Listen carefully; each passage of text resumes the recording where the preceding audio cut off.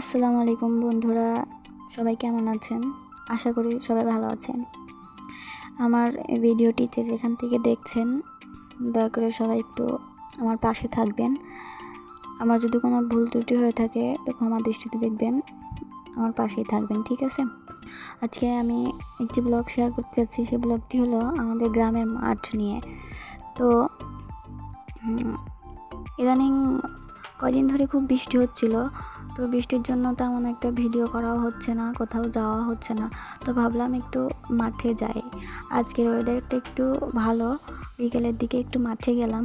মাঠে এসে দেখি সারা মাঠ সবুজ আর সবুজ।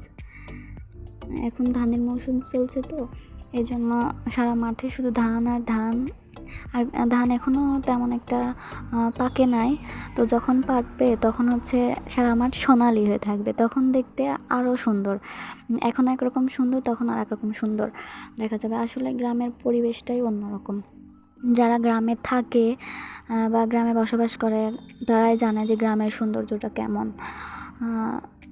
সো আমি গ্রামের পরিবেশ আপনাদেরকে তুলে ধরলাম, দেখতে থাকুন আপনারা।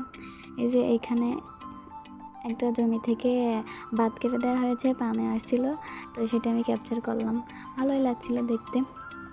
তো এই তো দেখুন, গ্রামের পরিবেশটা আসলেই খুব সুন্দর, যেটা বলার মতো না। তো আজকের ব্লগটি এখানে শেষ করলাম। সবাই ভালো থাকবেন, সুস্থ থাকবেন। আল্লাহ হাফেজ।